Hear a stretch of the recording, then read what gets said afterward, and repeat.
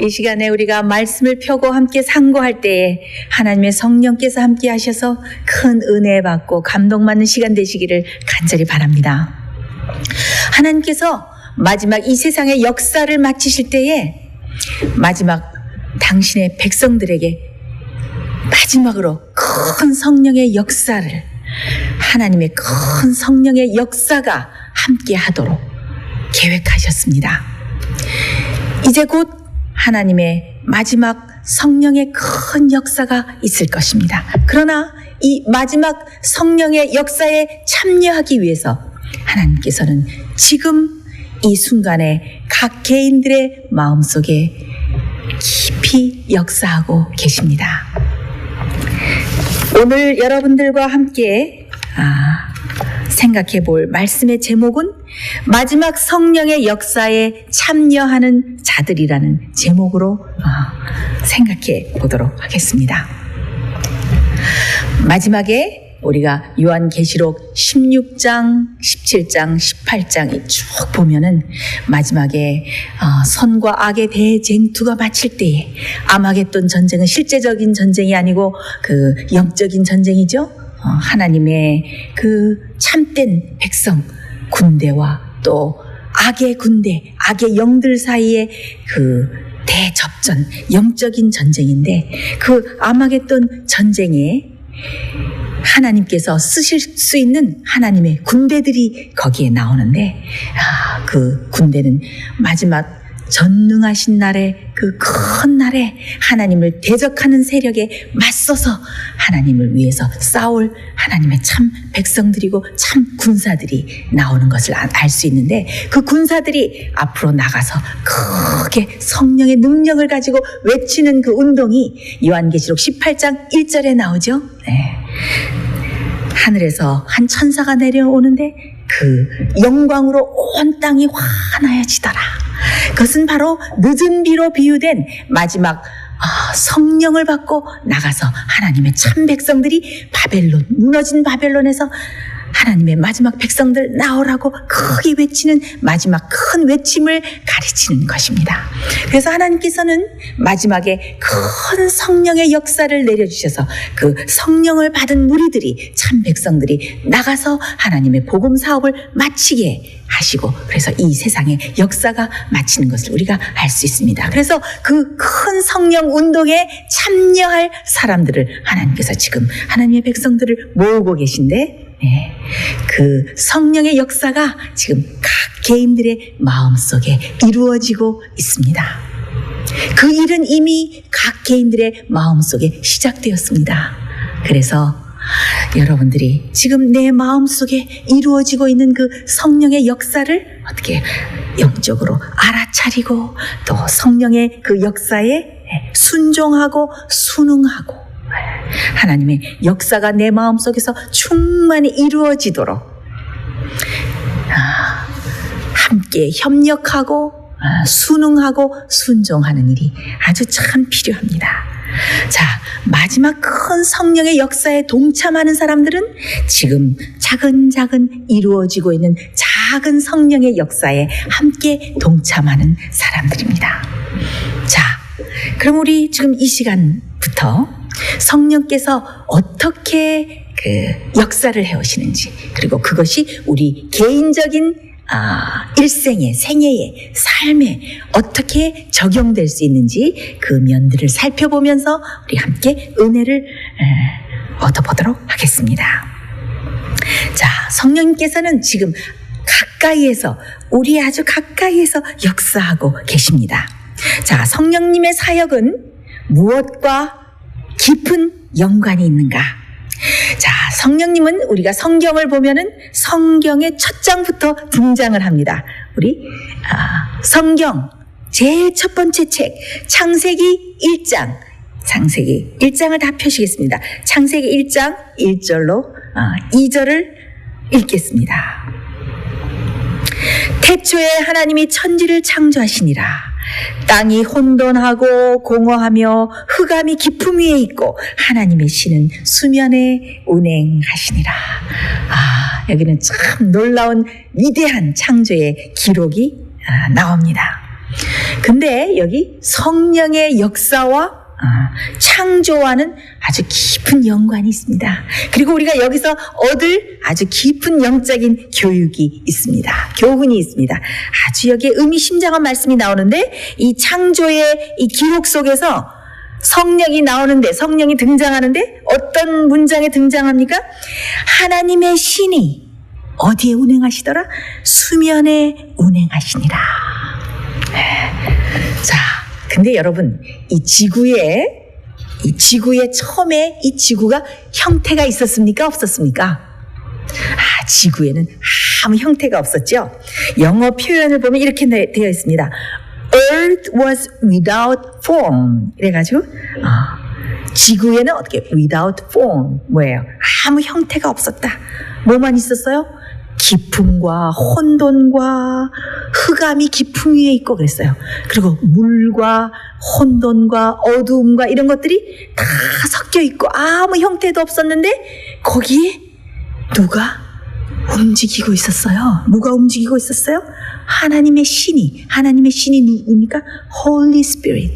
하나님의 신, 성령께서 운행하고 계셨어요. 근데 이 운행한다는 이 단어가 영어로는 어떻게 나와 있냐면 hovering이라고 나와 있습니다.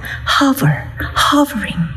자, 이 hovering이라는 이것은 뭔가 하면은 마치 이 성령께서 hovering over 하셨다 이 뜻은 뭔가 하면은 마치 암탉이 알을 품듯이 부화시키기 위해서 알을 품듯이 알을 계속 품은 거기서 뭐가 나옵니까? 병아리가 나오죠. 생명체가 나오죠. 그것처럼 성령께서 이 지구를 이렇게 품고 있는 모습을 이렇게 표현하는 것입니다.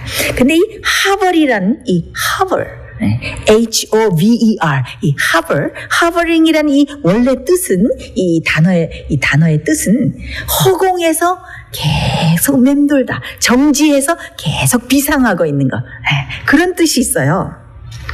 이것은 성령께서 계속 그 자리에서 계속 품으면서 정지하시면서 계속 날고 있는, 그렇죠? 허공에서 계속 맴돌고 있는 그런 모습입니다.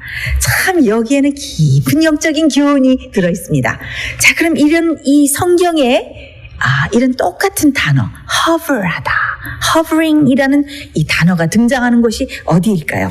신명기에 보면은 그 장면이 나옵니다. 저와 함께 신명기를 펴시겠습니다. 신명기 32장 11절로 12절. 제가 읽겠습니다. 마치 독수리가 그 보금자리를 어지럽게 하며 그 새끼 위에 너풀거리며 그 날개를 펴서 새끼를 받으며 그 날개 위에 그것을 엎는 것 같이 여호와께서 홀로 그들을 인도하셨고 함께한 다른 신이 없었도다. 자, 여기서 그 새끼 위에 너풀거리며 독수리가 그 새끼 위에 어미 독수리가 너풀거리다. 날개를 너풀거리면서 계속 맴돌다. 이것이 바로 hovering하다. 그런 뜻이에요. 자, 이게 참 흥미있는 표현입니다. 독수리가 그 새끼를 낳을 때 말입니다. 독수리가 둥지를 지을 때 여러분 아십니까? 아주 따가운 가시로 둥지를 진다 그래요. 아주 크게 집을 짓는데 그 가시가 너무 따가우니까 그 토끼나 쪽제비나 그 노루나 이런 것들을 잡아서 그 짐승의 가죽으로 그 가시 둥지를 이렇게 다 가죽으로 푹신하게 덮는다 그래요.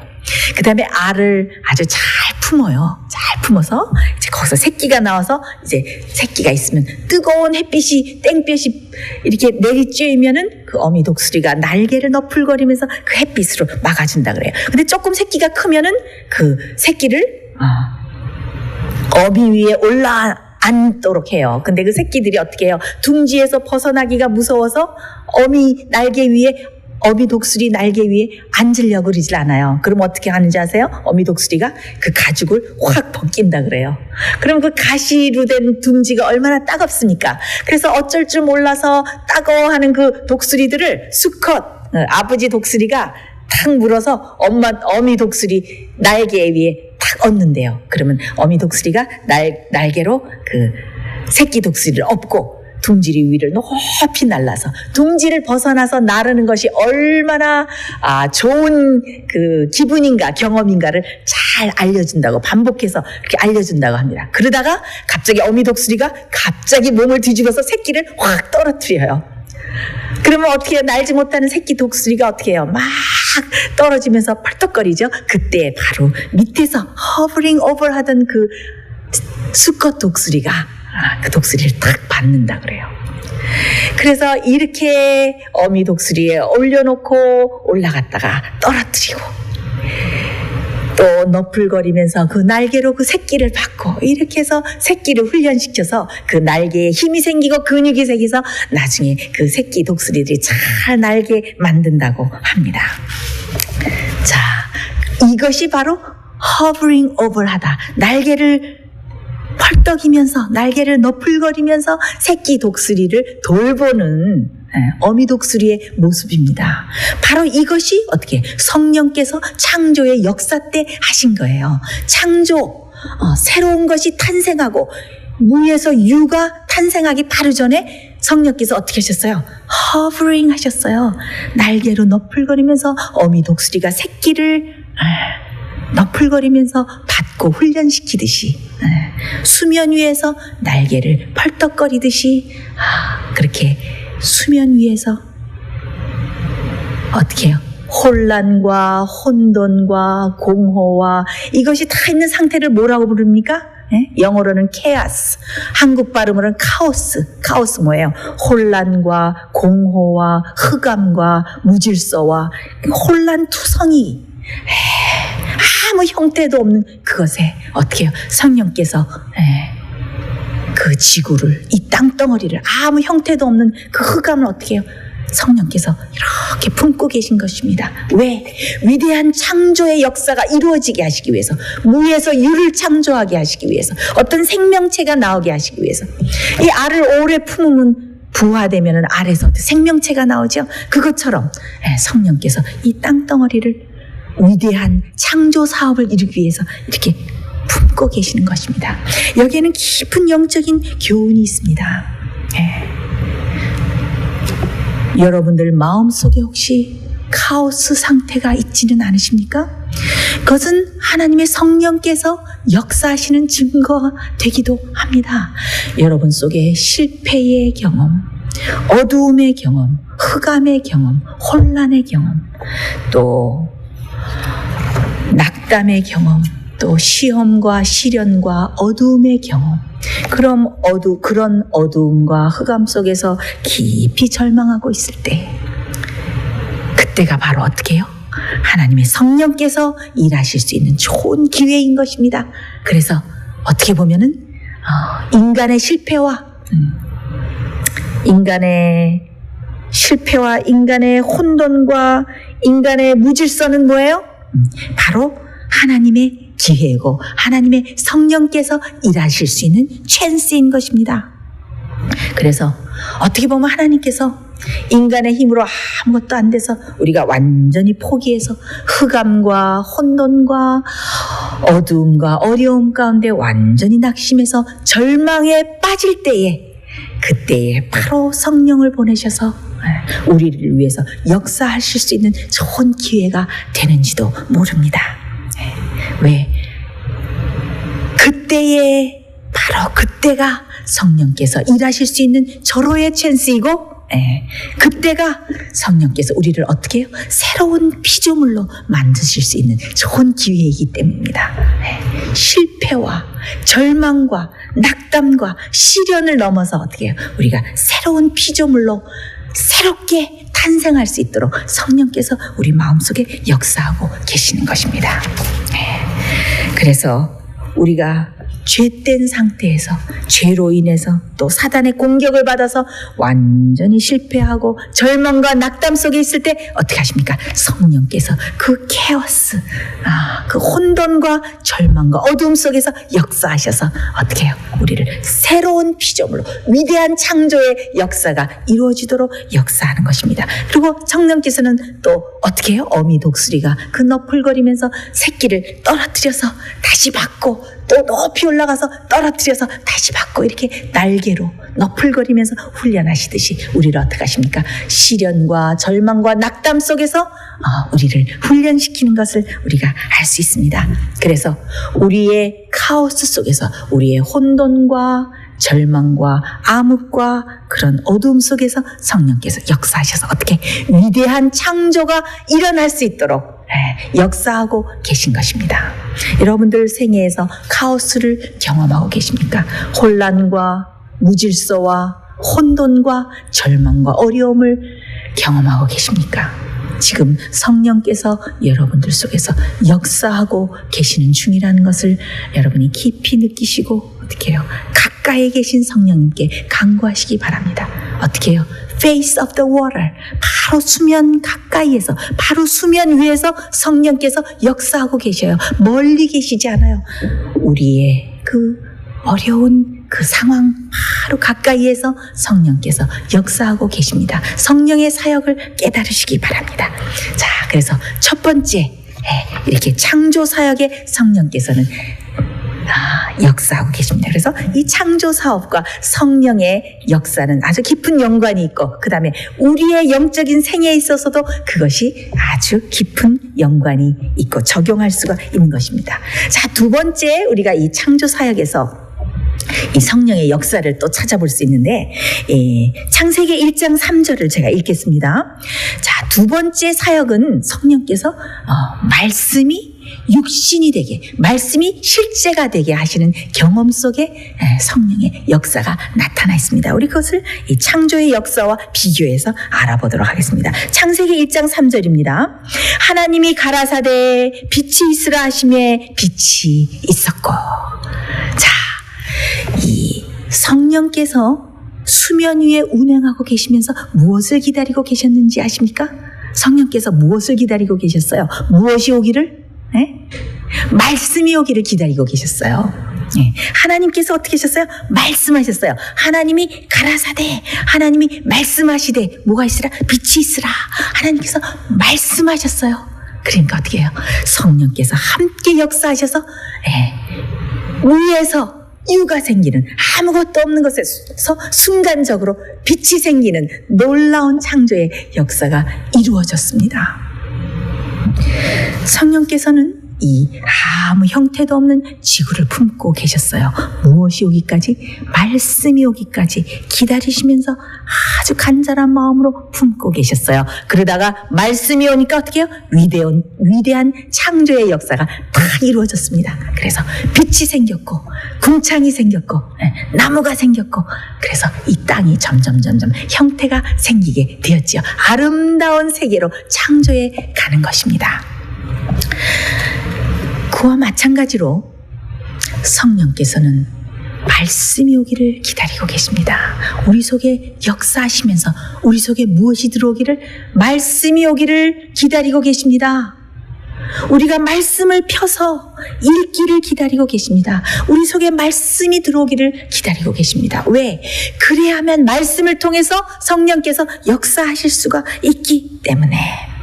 여러분 잘 아시는 말씀 있죠? 요한복음 1장 1절에 태초에 말씀이 계시니라. 태초에 말씀이 계셨는데 이 말씀은 곧 하나님이시니라. 근데 요한복음 1장 14절에 보면은 아주 귀한 말씀 있죠? 말씀이 육신이 되어 우리 가운데 거하시매 우리가 그 영광을 보니 아버지의 독생자의 영광이요 은혜와 진리가 충만하더라. 여기 말씀이 육신이 되는 그런 놀라운 경험, 놀라운 역사에 대해서 말하고 있습니다. 바로 이 경험에 대해서 제가 말씀드리고 싶습니다. 말씀이 육신이 되는 경험. 자, 실제적으로 신성이셨던 하나님께서 성육신 하셔서 진짜 육신으로 태어나는 이 일에 성령께서 실제적으로 역사하셨습니까? 네, 실제적으로나 또 영적으로나 말씀이 육신이 되는 이 놀라운 역사에는 꼭 성령께서 참여하십니다. 자, 우리 마리아의 이야기를 한번 볼까요? 마리아가 아마 열심히 기도하고 있었겠죠. 누가 찾아왔어요? 가브리엘 천사가 찾아왔어요. 그냥 뭐 마리아가 놀 때 찾아왔을까요?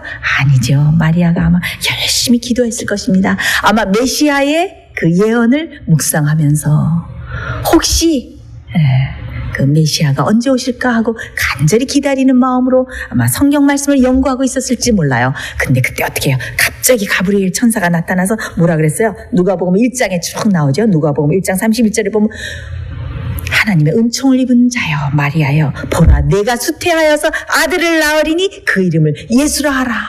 마리아가 너무나 깜짝 놀랐어요. 아니 어떻게 이 일이 저에게 있을 수가 있습니까? 그때 35절 누가복음 1장 35절에 보면은 이런 말씀이 나옵니다. 성령이 내게 임하시고 지극히 높으신 이의 능력이 너를 덮으시리니. 여기에 성령이 내게 임하시고 지극히 높으신 이의 능력이 너를 덮는다. 이것이 바로 같은 맥락의 이 같은 단어예요. hovering하다. 성령께서 덮고 너풀거리면서 역사하시는 것처럼 이것이 바로 hovering한다. 성령께서 hover한다. 덮으신다. 운행하신다. 이거와 같은 맥락의 이 문장인 것을 우리가 알 수가 있습니다. 마리아가 어떻게 했어요? 어떻게 그 일이 가능할 수가 있습니까? 그러니까 어떻게 했어요? 성령의 능력으로 가능하다. 하나님의 모든 말씀은 능치 못하심이 없다. 여러분 집에 가셔서 지금 제가 다 읽지는 않겠지만 누가복음 1장을 읽어보셔요. 거기에 그런 말씀이 나옵니다. 그래서 예수님이 성육신에서 진짜 육신으로 태어나게 하는 일에도 어떻게 해요? 성령께서 참여하셨어요.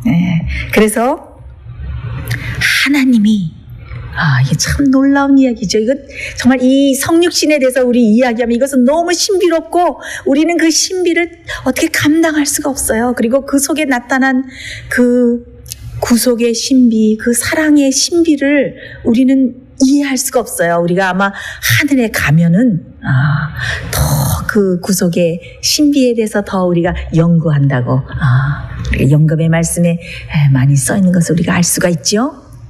그래서 어떻게 하나님께서 육신이 돼서 태어났는지 우리는 알 수가 없습니다. 그러나 그 일에 어떻게 누가 참여하셨다? 누가 인볼브 하셨다? 성령께서 참여하셔서 성령의 역사와 성령의 사역으로 말미암아서 하나님이 육신이 되는 신성이 육신이 되는 그 경험이 가능했다는 것을 우리가 알 수가 있습니다.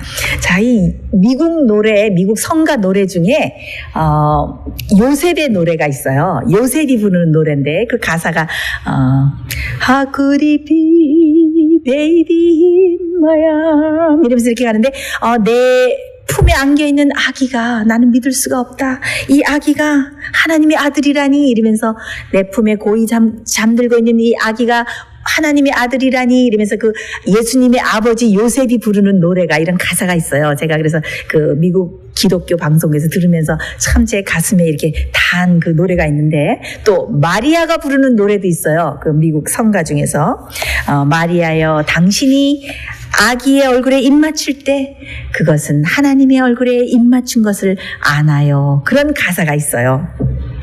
성령께서 신성이 육신이 되는 것을 가능하게 했습니다. 그래서 어떻게 해요? 하나님이 육신이 되셔서 만질 수 있고 터치할 수 있고 살갗 피부가 있고 또 우리 몸의 모든 원소를 가지신 그런 육신으로 말씀이 태초에 계셨던 말씀 하나님이 육신이 되는 경험이 가능하게 하셨어요. 누가? 성령을 통해서 성령이 마리아를 덮음으로 마리아를 허버링 하셨어요. 성령께서 역사하셨어요. 자, 그때 우리가 마리아의 믿음을 볼 수가 있어요. 마리아가 뭐라고 얘기했는지 아십니까? 주의 계집종이오니 주의 뜻대로 하십시오. 근데 이 주의 계집종이오니 이 계집종은 그냥 servant, 그냥 종이라는 게 아니에요. 이 계집종이라는 이 원어를 보면은 저는 당신의 노예입니다. 슬레이브입니다. 그런 뜻이에요. 예, 저는 하나님의 노예입니다. 노예는 뭐예요? 노예는 아무 주권이 없어요. 무엇을 어떻게 하라 그러면 그대로 하는 그게 노예예요. 자기가 어떻게 맘대로 하는 의지도 없어요. 주인이 하는 대로 하는 것입니다. 그래서 마리아가 어떻게 믿음으로 저는 노예입니다. 주의 뜻대로 하시옵소서 할 때 어떻게 해요? 말씀이 하나님의 신성이, 말씀이 육신이 되는 경험이 성령을 통해서 가능했습니다. 자, 이 놀라운 경험이 영적으로도 우리에게 적용될 수가 있습니다. 말씀이 육신이 되는 경험이 우리에게도 일어나야 됩니다. 그런데 이 경험이 어떻게 일어날 수 있을까요? 이것은 성령의 역사를 통해서 가능합니다. 어떻게 성령의 역사로 이것이 가능한가? 우리가 말씀을 펴서 읽을 때에 실제적으로 성령께서 말씀이 육신이 되게 하신 것처럼 영적으로도 그것이 똑같이 적용이 되는데, 우리가 말씀을 펴서 읽을 때에, 그리고 우리가 말씀을 우리 속에 집어넣을 때에 성령께서 말씀이 오기를 허버링하면서 기다리셨다가 가라사대 하나님의 말씀이 오니까 창조의 역사를 이루어내신 것처럼 말씀이 우리 속에 들어오면 성령께서 그 말씀을 기다리고 계셨다가 그 말씀이 우리 속에 역사하도록 우리 마음속에서 감동하시는 것입니다. 그런데 우리가 말씀을 펴서 읽지 않을 때, 우리가 우리 속에 말씀을 집어넣지 않을 때 어떻게 해요? 성령께서 역사하실 수가 없는 거예요. 성령께서 우리 마음속에 허버링 하시고 맴돌고 이렇게 하시다가 그 말씀이 들어오면 어떻게 해요? 그 말씀이 우리 속에서 살아 움직이게 하셔요. 그래서 어떻게 해야 돼요? 그 말씀이 우리 자체가 되게 하시는 것이에요. 그래서 어떻게 해요?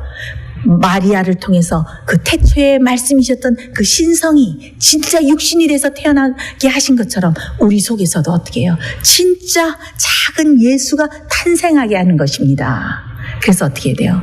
그 말씀 자체가 되는 것입니다. 그래서 예수님의 생각이 우리의 생각이 되고, 어떻게 돼요? 예수님의 의지가 우리의 의지가 되고, 또 예수님의 마음이, 또 예수님의 인격이, 예수님의 됨됨이가 어떻게 돼요? 우리의 인격과 우리의 마음과 우리의 됨됨이가 되고, 그래서 어떻게 해요? 우리가 똑같이 예수님처럼 변하게 되는 거. 미워하던 마음, 증오하던 마음, 쓴뿌리를 가지던 마음, 원수를 갖고 싶은 마음, 보복하고 싶은 마음, 이리테이트하고 짜증내던 마음, 이런 것들이 다 눈 녹듯이 사라지고 어떻게 돼요? 말씀을 우리가 차곡차곡 우리 마음속에 넣을 때 어떻게 해요? 성령께서 그 말씀으로 역사하셔서 어떻게 돼요? 우리가 그대로 말씀 자체가 되도록, 예수님 자체가 되도록 하나님이 우리 속에서 성령으로 역사하시는 것입니다. 여러분, 말씀이 육신이 되는 경험에 참여하고 싶으십니까? 저는 그렇게 되기를 소원합니다. 그래서 여러분 어떻게 해야 돼요? 말씀을 펴시고 매일 성령이 우리 마음속에 감동하시기를 기도하시면서 말씀을 펴셔야 돼요. 그래서 매일매일 말씀을 우리 속에 넣을 때 성령께서 그 말씀으로 역동하셔서 그 말씀 자체가 되도록, 말씀이 육신이 되도록 우리 속에서 역사하는 것입니다. 시대의 소망 672페이지, 영감의 글, 시대의 소망 672페이지에 이런 말씀이 있습니다. 진리가 성령으로 말미암아 우리 마음속에 함께할 때면 양심을 일깨우거나 생애를 변화시킬 것이다. 누구든지 하나님의 말씀을 문자 그대로 소개할 수 있을 것이며 하나님의 말씀의 모든 명령과 약속들을 잘 알 수 있을 것이다. 그러나 성령께서 진리를 깊이 감명시키시지 않으면 반석 위에 떨어져서 깨어질 영혼은 하나도 없을 것이다. 네, 이게 무슨 말씀입니까? 우리가 하나님의 말씀을 문자 그대로 알 수 있고 또 문자 그대로 사람들에게 말씀을 소개할 수도 있을 것이고 읽을 수도 있을 것이지만 성령께서 그 진리를 우리 마음속에 감명하시고 말씀을 우리 속에 깊이 새기지 않으면은 그 말씀이 우리 속에서 우리를 깨어지고 영혼을 완전히 반석에 깨어지도록 만들지 않으면 아무 소용이 없을 것이다. 그러니까 어떻게 해요? 말씀을 통해서 우리가 역사하게 하는 것은 누구의 역사다? 성령의 사역이다. 그래서 우리가 매일 이렇게 성령의 사역을 매일매일 이렇게 경험하는 것, 이것이 바로 뭐예요? 늦은 비, 이른 비의 역사 아닙니까? 이렇게 이른 비 성령의 역사에 매일매일 참여하는 사람이 어떻게 해요? 마지막에 늦은 비로 비유된 큰 성령의 역사, 마지막 최후의 역사에 그 늦은 비 성령의 그 큰 성령을 부으실 때 그때 참여할 수 있는 것입니다. 여러분은 말씀이 육신이 되는 경험을 매일매일 하고 계십니까? 말씀이 여러분 속에서 정말 살아 움직이는 경험을 하고 계십니까? 정말 이런 이른비 성령의 역사가 여러분 속에서 이루어지도록 매일매일 간구하시면서 그런 경험이 여러분의 경험이 되시기를 간절히 제가 바랍니다. 자, 세 번째 경험, 이 성령의 사역 중에서 세 번째 경험은 성령께서 이렇게 창조의 역사를 이루시고 그 다음에 말씀이 육신이 되는 경험을 이루게 하시는데 성령이 충만하게 우리 속에 임하시려면, 성령의 충만한 침례를 받으려면은 우리는 어떻게 해야 되는가? 성령이 역사하시기 위해서는 성령께서는 죽음을 통해서 역사하십니다. 우리 그 사실에 대해서 잠깐 함께 살펴보겠습니다. 세 번째 성령님의 사역은 예수님의 죽음과 깊은 연관이 있습니다. 죽음이 있어야 성령의 큰 역사가 올 수 있습니다. 죽음이 있고 죽음을 통과해야지 성령의 충만한 침례를 받을 수가 있습니다. 제가 이 시간이 많이 됐기 때문에 짧게 줄이겠습니다. 여러분 요한복음 1장에 보면은 거기에 이제 침례 요한이 나옵니다. 침례 요한이 이제 하나님께서 침례 요한을 메시아의 오심을 선포하기 위해서 침례 요한을 어떻게 광야와 빈들에서 계속적으로 나시린으로서 하나님의 종으로 준비하기 위해서 광야에서 교육시키셨죠. 어느 날 하나님께서 침례 요한을 내게 부르셨습니다. 요한아, 너는 요단 강가에 가서 사람들에게 침례를 주어라. 그러면은 내가 침례를 주는 사람 중에서 내가 그렇게 기다리던 이스라엘의 왕 메시아를 만날 수 있을 것이다. 요즘 같으면 어떻게 침례 요한이 어떻게 했을까요? 하나님, 제가 어떻게 그 많은 사람을 침례 주면서 누가 메시아인지 제가 어떻게 알아봅니까? 어떻게 카톡으로 사진을 보내주시든지 아니면 이메일로 그 신상 정보나 특징을 좀 알려주십시오. 요즘 같으면 그러겠죠. 그러나 하나님께서 뭐라고 말씀하셨습니까? 성령이 내려서 그 위에 머무는 이가 그이니라. 네, 침례 요한은 어떻게 했어요? 성령이 충만한 사람이었어요. 메시아 이스라엘의 왕을 알아볼 수 있는 단 한 가지 방법은 무엇이었습니까? 성령이 충만히 내려서 그 위에 머무는 사람이 메시아다. 그래서 메시아를 알아볼 수 있는 방법은 무엇이었어요? 그것은 오직 성령이었어요. 영적인 안목을 가지고 성령이 충만한 사람만 누구를 알아볼 수 있어요? 예수님을 알아볼 수 있는 것입니다. 그래서 어떻게 했어요? 침례 요한이 요단강가로 갔습니다. 많은 사람이 침례 요한에게 죄를 회개하고 또 침례를 받으러 왔습니다. 침례 요한이 한 사람 한 사람 침례를 주면서 얼마나 메시아를 기다렸겠습니까? 이 사람이 메시아일까? 이 사람이 내가 기다리던 그 이스라엘의 왕일까? 기다렸겠죠. 기다렸는데 어떤 사람이 오는데 얼굴이 참 신실해 보이고 선한 얼굴을 가진 것 같아요. 이 사람이 메시아일까? 근데 그 사람이 아니에요. 그런데 드디어 갑자기 어떤 사람이 자기 앞에 섰는데 하늘에서 성령이 충만하게 비둘기 모양으로 내려오고 머무는 것이 보이는 것입니다. 그래서 침례 요한이 억제할 수 없이 성령이 충만히 임하셔서 어떻게 했어요? 자기도 모르게 크게 외쳤습니다. 세상 죄를 지고 가는 하나님의 어린 양이로다 라고 크게 외쳤어요. 바로 이분이 성령으로 침례를 주실 분이다 라고 외쳤어요. 자, 요한복음 1장 33절로 34절을 보겠습니다. 요한이 예수님과 사촌 사이였는데 예수님을 한 번도 만난 적이 없었어요. 그렇지만 오직 무엇을 알아볼 수 있는 것이 조건이었습니까? 성령으로, 그지? 성령으로 머무는 사람이. 여기 보세요. 요한복음 1장 33절, 34절입니다. 요한이 그를 몰랐다고 여기 나와 있습니다. 나도 그를 알지 못하였으나 나를 보내어 물로 침례를 주라 하신 그이가 나에게 말씀하시되 성령이 내려서 누구 위에든지 머무는 것을 보거든 그가 곧 성령으로 침례를 주는 이인 줄 알라 하셨기에 내가 보고 그가 하나님의 아들이심을 증거하였노라 하니라. 자, 요한이 여기에 예수님의 사명에 대해서, 메시아의 사명에 대해서 벌써 이렇게 두 가지를 선포했어요. 예수님의 사명이 무엇이다? 세상 죄를 지고 가는 어린 양이 되실 것이다. 두 번째, 나는 이렇게 물로 침례를 주지만 메시아는 무엇으로 침례를 줄 것이다? 성령으로 침례를 줄 것이다. 그래서 예수님의 두 가지 사명을 요한이 벌써 성령이 충만해서 이것을 선포했어요. 첫 번째, 예수님은 무엇이 될 것이다? 죄를 지고 가는 어린 양이 될 것이다.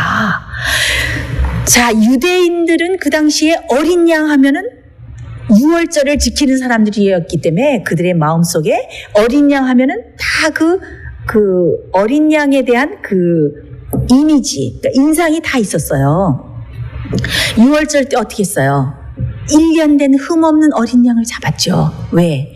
그 열째 재앙에, 장자 재앙에 그 애굽의 모든 처음 난 짐승서부터 그 인간까지 사람까지 처음 난 모든 장자를 죽이는 재앙이 내릴 텐데 어떡하라? 흠없는 1년 된 어린 양을 잡아서 문설주와 좌우 임방이 어떻게 어린 양의 피를 바르라고 그랬죠. 그래서 사람들이 어떻게 해요? 두려운 마음으로 어린 양을 잡았어요. 자, 그래서 그 어린 양의 피를 어떻게 해요? 문설주에 바르고 이 멸망시키는 천사가 지나갈 때에 나를 넘어갈까? 정말 우리 집을 넘어갈까? 아주 조마조마하게 기다렸죠. 그래서 그걸 뭐예요? 패스오버, 유월절 이라고 부르게 됐죠. 그래서 유월절을 지키는 사람들은 어린 양이 무엇을 의미하는지 다 알았어요. 왕이 아니고 메시아가 왕이 아니고 어린 양이야? 어린 양이면 그러면 죽는 거 아니야? 어린 양은 죽임을 당하는 건데 어린 양 아니야? 그래서 예수님의 사명이 침례 요한으로 말미암아서 이미 선포되었어요. 그러나 어떻게 돼요? 메시아에 대해서 현세의 욕심을 가지고 정말 이 현세의 영광을 그렇게 바랬기 때문에 메시아로서 그 십자가의 참혹한 죽음을 당할 때에 그들이 메시아를 알아보지 못한 거예요. 그러나 요한이 메시아를 사명을 벌써 선포했어요.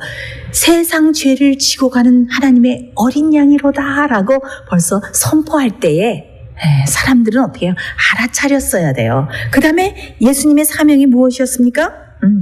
성령의 침례를 줄 것이다 그랬습니다. 마지막 때도 그 6월절에 그 멸망하는 천사가 문설주에 어린 양의 피가 발라졌나 보면서 지나갔어요. 그 천사가 지나갈 때에 그 이스라엘 그 가정의 문에 이 사람이 교회를 오래 다녔나, 이 사람이 말씀을 오래 얼마나 읽었나, 이 사람이 얼마나 성경을 많이 외우고 있나, 이런 걸 보지 않았어요. 무엇을 보았습니까? 오로지 무엇을 보았습니까? 어린 양의 피가 발라져 있는가. 마지막에도 하나님의 인을 치는 천사가 세상을 멸망시키고 구원받을 사람이 어떤 사람인가 인을 치는 천사가 지나갈 때에 무엇을 찾습니까? 그 사람의 마음에 어린 양의 피가 발라져 있는가? 어린 양의 성품이 오로지 나타나 있는가? 그것을 보면서 어떻게 해요?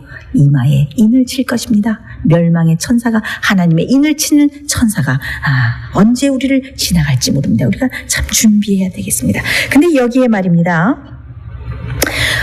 예수님께서 성령의 침례를 주는 분이라고 그 사명을 선포했어요. 자, 이 성령의 침례에 대해서 여기 요한복음 7장 37절 39절에 보면은 이런 말씀이 나와 있습니다. 요한복음 7장 37절 39절입니다. 명절 끝날 곧 큰 날에 예수께서 서서 외쳐 가라사대 누구든지 목마르거든 내게로 와서 마시라. 나를 믿는 자는 성령의 이름과 같이 그 배에서 생수의 강에 흘러나리라 하시니 이는 그를 믿는 자에 받을 성령을 가리켜 말씀하신 것이라. 예수께서 아직 영광을 받지 못하신 거로 성령이 아직 저희에게 계시지 아니하시더라. 이게 무슨 말씀입니까? 예수께서 아직 영광을 받지 못하신 거로 성령이 아직 저희에게 계시지 않더라. 이것은 무슨 뜻입니까? 이것은 아직 예수님께서 성령을 충만히 받지 못하셨다. 성령이 아직 주어지지 않았다. 성령이 아직 내려오시지 않았다. 아직 성령의 침례가 주어지지 않았다라는 뜻입니다. 왜? 예수 그리스도께서 영광을 받으시지 않으셨기 때문에. 그러면 예수님께서 영광을 받으신다는 것이 무슨 뜻이었을까요? 여러분들 잘 알고 계시죠? 자, 제가 시간이 없어서 넘어가겠지만 요한복음 12장에 쭉 읽으면은 헬라인 몇 명이 6월절에 예수 그리스도를 만나러 성전으로 찾아오는 그런 장면이 등장하죠. 그들이 누구를 찾아왔습니까? 빌립을 먼저 만났어요. 아마 그 예수님의 제자 중에서 빌립은 아마 헬라어를 할 수 있는 사람이었기 때문에 빌립을 찾아왔습니다. 빌립을 찾아와서 어떻게 했어요? 예수님을 좀 만나게 해주십시오. 그래서 빌립과 안드레가 어떻게 했어요? 예수님을 찾아가서 주여, 저 헬라인 몇 명이 지금 주님을 찾으러 왔습니다. 그때 예수님께서 어떤 말씀하셨습니까? 요한복음 12장 23절 24절에 예수께서 대답하여 가라사대 인자의 영광을 얻을 때가 왔도다 그랬어요. 그러면서 무슨 말씀하셨냐면 그 유명한 말씀하셨는데 내가 진실로 너희에게 이르노니 한 알에 밀이 땅에 떨어져 죽지 아니하면 한 알이 그대로 있고 죽으면 많은 열매를 맺으리라. 인자가 영광을 얻을 때가 왔다 하시면서 예수님께서는 무엇과 연관해서 말씀하셨습니까? 그분의 죽음과 연관해서 말씀하셨어요. 그러면서 지금 내 마음이 민망하니 무슨 말을 하리요? 주여 아버지여 나를 이때를 면하게 해 주십시오라고 이렇게 간구하셨습니다. 여러분, 영광을 받는다는 것은 이렇게 영광을 받고 찬사를 받고 그런 것이 아니었어요. 예수님이 영광을 받는다는 의미는 무엇이었습니까? 예수님께서 영광을 받으신다는 것은 우리를 위해서 모든 죄를 지시고 치욕적인 죽음, 고난의 죽음, 그런 정말 아픈 경험을 당하시고 완전히 십자가에서 죽어서 없어지는 그것을 예수님께서는 무엇이라고 표현하셨어요? 영광이라고 표현하셨어요. 그래서 마지막에 그 요한복음 12장 32절에 보면은 내가 땅에서 들리면 모든 사람을 내게로 이끌겠노라 그렇게 말씀하셨어요. 무엇을 말씀하신 것입니까? 영광은 곧 무엇이었어요? 십자가의 죽음. 예수님께서 죽으시는 것. 그래서 예수님께서 영광을 얻으시자 그 대속의 참혹한 죽음을 죽으시자 어떻게 했어요? 예수님께서 죽으시고 보혜사 큰 성령을 내려주셔서 성령의 큰 침례가 있어서 어떻게 해요? 예수님의 제자들이 오순절에 큰 성령을 받고 나가서 외쳤어요. 여기서 우리가 어떤 영적인 교훈을 얻을 수 있습니까? 네, 성령의 충만한 침례를 받으려면은 무엇을 통과해야 된다? 죽음을 통과해야 된다. 예수님께서 죽으시고 십자가에 죽으시는 그 죽음을 통과하셨을 때 성령의 충만한 임재가 임한 것처럼 성령께서 충만한 성령의 침례를 우리에게 주시기 위해서 우리가 무엇을 통과해야 됩니까? 네, 그렇습니다. 우리가 바로 죽음을 통과해야 됩니다. 어떤 죽음입니까? 죄에 대해서 완전히 죽는 죽음, 자아에 대해서 완전히 죽는 죽음. 우리도 예수님과 함께 똑같이 십자가에 못 박혀야 합니다. 예수님을 죽게 하신, 예수님을 돌아가게 하신 그 죄가 바로 내 죄였다는 것을 아주 뼈저리게 느끼는, 그래서 아주 애통하는 그런 사람만이 예수님과 함께 십자가에 못 박힐 수가 있습니다. 예수님을 십자가에 못 박기에 그렇게 내어줬던 그 비겁한 빌라도가 바로 나였다는 것을, 그리고 예수님을 십자가에 꽉꽉 못을 박은 그 로마 병정이 바로 나였다는 것을, 그리고 예수님을 부인하고 예수님을 저주했던 그 베드로가 바로 나였다는 것을, 그리고 예수님을 팔아넘기고 예수님을 배반한 가룟 유다가 바로 나였다고 생각하고 그 죄가 똑같이 나에게 있다는 것을 마음 아파하고 애통하는 사람만이 예수님과 함께 십자가에 못 박힐 수가 있는 것입니다. 여러분은 여러분 자신에 대해서, 죄에 대해서 철저히 죽는 경험을 하고 계십니까?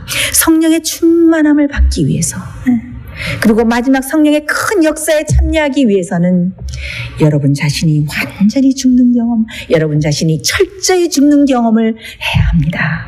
여러분이 자아에 대해서 완전히 죽는 경험을 해야, 그런 죽음을 통과해야만이 성령께서 충만히 임하시는 그런 경험을 하게 될 것입니다.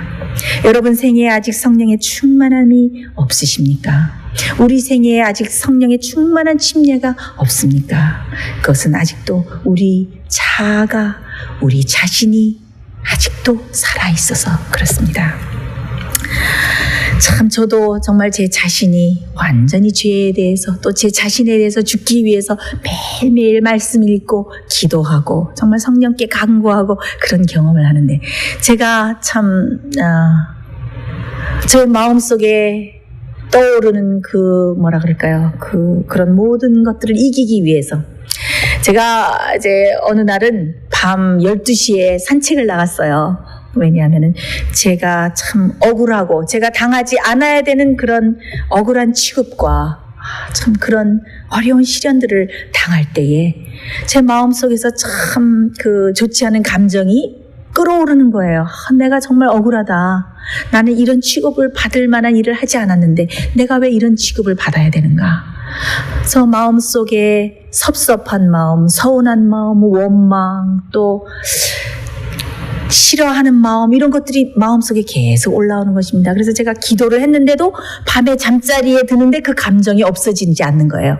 그래서 제가 밤길에 산책을 나왔어요. 그래서 제가 이 감정이 내 자신에 대해서 완전히 죽게 해달라고 제가 1시간을 왔다 갔다 걸으면서 계속 간구를 했습니다. 하나님, 제발 제 마음속에 새로운 마음을 창조해 주십시오. 제 마음속에 아무 미움이나 원망이나 섭섭함이나 이런 것들이 다 서운한 감정이 사라지게 해 주십시오. 제가 다 돼서 평안한 마음이 다 됐나 하고 집에 들어와서 자려고 방에 들어와서 자려고 하면은 또 그런 감정이 올라오는 것 같아요. 또 다시 걷고 또 다시 걸어서 제가 1시간 이상을 걸었습니다. 제가 이렇게 걷고 나니까 하나님의 성령께서 완전히 제 자신이 그 죄에 대해서 그 감정에 대해서 완전히 죽게 하시고 그 다음에 평안한 마음을 주셨어요. 아무 일도 일어나지 않은 것처럼 평안한 마음 그리고 하나님의 사랑이 마음속에 차고 넘치게 하셨어요. 제가 하나님을 정말 찬송하고 주님을 찬양하면서 제가 방에 들어가서 평안한 마음으로 잤습니다. 이런 경험 매일의 생애에서 여러분들도 하시죠?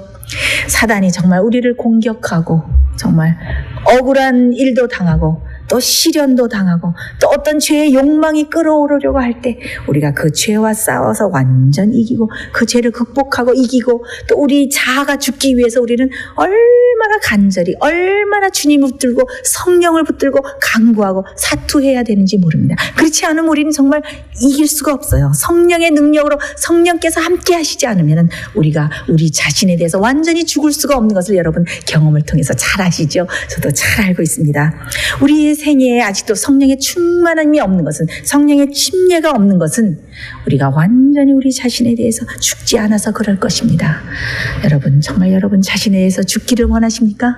성령께 간구하시고 우리 다 같이 성령의 충만함을 받는 그런 경험을 하게 되기를 간절히 바랍니다. 제가 마지막으로 제가 점점 더 줄여서 마지막으로 성령의 역사는 어떤 역사인가 하면은 성령께서 이 모든 역사를 우리 속에서 이루신 다음에 그 다음에 우리를 영광스럽게 변하게 하시는 그런 역사를 하십니다. 제가 마지막으로 성경절을 하나 읽겠습니다. 고린도후서 3장 17절로 18절입니다. 주는 영이시니 주의 영이 계신 곳에는 자유함이 있느니라. 우리가 다 수건을 벗은 얼굴로 거울을 보는 것 같이 주의 영광을 보매 저와 같은 형상으로 화하여 영광으로 영광에 이르니 곧 주의 영으로 말미암으니라. 무엇을 보는 것 같이 우리가 영광으로 변한다? 거울을 보는 것 같이 주의 형상으로 영광으로 변한다. 이게 무슨 말씀인지 아십니까? 여러분들 참 이 시간이 많이 됐지만 제가 이 얘기는 꼭 하고 싶어요. 자, 우리 두뇌 속에는 무엇이냐면은 미러 뉴런이라는 것이 있어요. 거울 신경세포라는 것이 있어요. 제가 이거 짧게 말씀드리겠어요. 이태리에 있는 신경과학자 리치올라티라는 사람이 이것을 발견했는데 이 거울 신경세포는 뭔가 하면은 자기가 어떤 일을 했을 때 이 모터 뉴런, 이 운동 세포가 이렇게 활성이 되는데 이 거울 신경세포는 무엇인가 하면은 자기가 그 일을 직접 하지 않아도 어떤 것을 보았을 때 그 똑같은 그 신경세포가 활성되는 거예요. 이것은 곧 무엇인가 하면은 자기가 어떤 일을 행하지 않아도 어떤 일을 행하는 그 장면이나 그것을 보면은 자기가 그 일을 똑같이 행한 것처럼 그 신경세포가, 거울 신경세포가 활성되는 거예요. 저는 이 기록을 읽고 깜짝 놀랐어요. 그렇구나. 그래서 여러분이 어떻게 해요? 드라마나 어떤 나쁜 것이나 이런 것을 자꾸 보면은 어떻게 해요? 자기가 그 일을 행하지 않았더라도 그 일을 행한 것과 같이 똑같은 그 신경세포가 활성이 되는 거예요. 그래서 마치 그 악한 일을 행한 것처럼 되는 거예요. 그래서 어떻게 돼요? 바라봄으로써 변화된다. 우리가 영적인 영감의 말씀 대쟁투 555페이지에 그 말씀이 있어요. 그것이 우리의 마음의 법칙이에요. 제가 그것에 대해서 월간지에 많이 썼는데 여러분이 지금 무엇을 바라보고 계십니까? 여러분 무엇을 바라보고 계셔요? 우리가 바라보는 대로 변화되는 거예요. 그래서 이 우리 머릿속에 하나님께서 거울 신경세포를 주셨습니다. 그래서 어떻게 해요? 우리가 바라보는 대로 우리가 예수님을 바라보면 예수님의 생애에서 예수님이 어떤 선한 행동을 하셨는지, 예수님께서 어떤 선한 성품을 가졌는지를 우리가 계속 바라보고 그분이 행하신 행적을 계속 보면 어떻게 돼요? 마치 예수님이 행한 것이 내가 행하는 것처럼 우리의 거울 신경세포가 활성화되는 거예요. 그래서 바라봄으로써 우리가 변화되는 것이에요. 그 일을 누가 하십니까? 성령께서 우리 마음속에 하시는 것입니다. 그래서 여기 무슨 말씀했어요? 우리가 거울을 보는 것과 같이 주의 영광을 보며 저와 같은 형상으로 화하여 어떻게? 영광에 이르니. 얼마나 놀랐습니까? 그래서 제가 내용을 쭉쭉 줄이고 요한일서 3장 2절에 마지막으로 보면은 그가 나타나심이 되면 우리가 그와 같을 줄을 아는 것은, 이것이 무엇인가 하면은 예수님의 재림을 기다리면서 소망을 가진 사람들은 마지막에 예수님이 나타나면 어떻게 해요? 우리가 그와 똑같을 줄을 알 것이다 라고 요한이 이렇게 기록해 놨어요. 그래서 성령께서 우리 속에서 이루시는 역사가 무엇입니까? 우리가 예수님을 바라보게 하시고 우리가 계속 예수님을 바라보면 그 영광스러운 성품으로 우리가 완전히 화하도록, 그래서 우리가 완전히 영광스러운 성품과 영광스러운 형상으로 완전히 굳어지도록 성령께서 우리 속에 인치시는 것입니다. 그래서 성령께서 처음에 어떻게 해요? 놀라운 창조의 역사를 이루도록 준비 작업을 하시고 그 똑같은 일이 우리 마음속에서 일어나죠. 그 다음에 말씀이 육신이 되는 경험을 하도록 우리 속에서 역사하시고 그 다음에 어떻게 해요? 우리가 완전히 죄에 대해서 우리 자신에 대해서 죽을 때 충만한 성령의 침례를 주셔서 매일매일 성령이 충만한 사람이 되어서 살아가게 하시고 그 다음에 마지막으로 어떻게 돼요? 영광스러운 성품으로, 영광스러운 형상으로 변하도록 어떻게 해요? 성령께서 우리 속에서 역사하는 것입니다. 이렇게 차곡차곡 차근차근 작은 성령의 역사에, 성령의 사역에 동참하고 그 역사에 참여하는 사람들이 어떻게 해요? 마지막 늦은 비 성령의 폭포수같이 내리는 그 큰 성령의 역사에 참여하게 되는 것입니다. 여러분 매일매일 이 작은 성령의 역사에 참여하고 계십니까? 동참하고 계십니까? 성령께서 여러분 속에서 살아서 움직이고 계십니까? 이런 성령의 역사를 충만히 경험하는 사람만이 마지막 큰 늦은 비 성령에 동참하게 될 것입니다. 이런 놀라운 성령의 역사가 여러분의 매일의 생에서 이루어지게 되기를 제가 간절히 바랍니다. 우리 다 같이 기도하시겠습니다. 하늘에 계신 하나님 아버지, 주님께서 마지막 늦은 비 폭포수 같은 성령을 준비하셨다가 준비된 백성 위에 내리실 것을 우리가 기대하고 믿음으로 바라보고 있습니다. 주여, 그러나 매일매일의 생활에 있어서 성령의 작은 사역과 그 성령의 역사에 순종하고 순응하고 참여하는 사람만이 마지막 놀라운 늦은 비 성령의 역사에 참여할 수 있는 것을 우리가 오늘 함께 연구했습니다. 매일매일 생활에 놀라운 성령의 역사를 베풀어 주시옵소서. 그래서 주님께서 놀라운 마지막 큰 성령의 역사를 이루실 때 우리 모두 그 성령의 역사에 참여하는 놀라운 믿음의 성도들이 될 수 있도록 우리를 축복하여 주시옵소서. 예수 그리스도의 이름으로 간절히 기도드리옵나이다. 아멘.